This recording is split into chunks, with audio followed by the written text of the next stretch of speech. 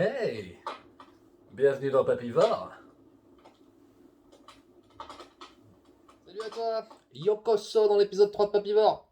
Il parle japonais lui? Non. Vu que demain je pense que je vais plomber l'ambiance avec le bouquin que je compte présenter, aujourd'hui je me suis dit je vais la jouer sur la légèreté. Oh le mec qui tease son prochain épisode avec des suspens et des enjeux. Je vais dire des vérités.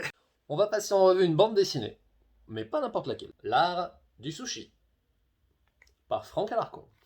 C'est un dessinateur qui a grandi en Bretagne et il a toujours été passionné par les produits de la mer. Et le jour où il a rencontré la gastronomie japonaise, ça a fait paf! Déjà le goût, hein, forcément, mais aussi l'esthétisme du truc, qui allait bien avec son style de dessin. Du coup, il a entrepris de raconter l'histoire du sushi. Alors il est allé au Japon, pour rencontrer les différents maillons de la chaîne. Les maîtres sushi, évidemment, modernes comme traditionnels, mais aussi les pêcheurs, les producteurs de riz, les producteurs de soja, le producteur de saké, même le céramiste. Le céramiste, c'est le mec qui fait les petits pots où tu trempes ta sauce. Là. Enfin, c'est tout un art, hein. Des fois on l'oublie quand on mange. Et chacune de ces rencontres est illustrée chronologiquement dans sa BD. En fait, il a dessiné son voyage. Et c'est super bien fait. Franchement, on lit ça comme une histoire, et en plus, t'en apprends énormément sur le sujet.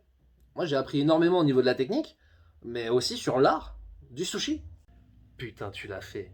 T'as placé le titre. Et à chaque fois qu'il dessine une assiette, même si c'est juste un dessin, ça donne envie. Et c'est là que tu te rends compte de la différence entre les deux meilleures cuisines du monde, la cuisine française, la cuisine japonaise.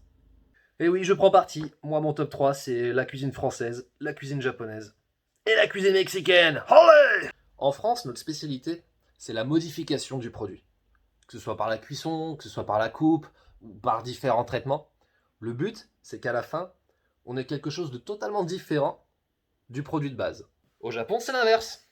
On essaie de garder le produit le plus pur possible, comme s'il sortait directement de son environnement naturel. On respecte le produit. Et il y en a un qui a bien compris la puissance de ce contraste. C'est Yannick Aleno. Et ils en parlent dans le bouquin. Et il a ouvert son restaurant Abyss, au pavillon Ledoyen. C'est une sorte de temple du sushi, tu vois, avec Yasunari Okazaki, son maître sushi.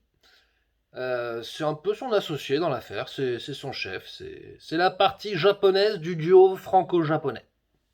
Ou japo-français. Genre Double Dragon, le duo de choc. Et l'équilibre entre les deux cultures, ah mais il est parfait quoi. Je vais te citer 2-3 exemples. T'as le homard cru à la vanille et sa nage, prise au sésame. Voilà, hein, c'est sympa. Tartare de thon et noisettes du Piémont émincé et grillé au chalumeau. Tu l'as pas à Tokyo celui-là, hein. Gunkan maki au caviar et son extraction de gingembre. Extraction, hein, on articule. Ses fraises en croûte de sucre et algues nori. Et météorite au chocolat et yuzu. Ah mais ça défonce tout ça. Perso, moi je trouve que c'est le meilleur des deux mondes. Et à la fin de ce petit bijou, bah, y a des recettes. Non, pas celle d'Aleno. Hein. Non, non. N'en rêve pas trop, hein, faut pas déconner. Au prix de son restaurant, il veut que tu viennes chez lui, hein, il veut pas que tu tentes de le faire à la maison. J'avais essayé d'y aller une fois. Franchement, j'aurais kiffé. Il y avait un sushi à la truffe blanche que j'avais trop envie de taper. Mais d'une, c'était pas la saison, et puis après, ils ont fermé tous les restaurants du monde.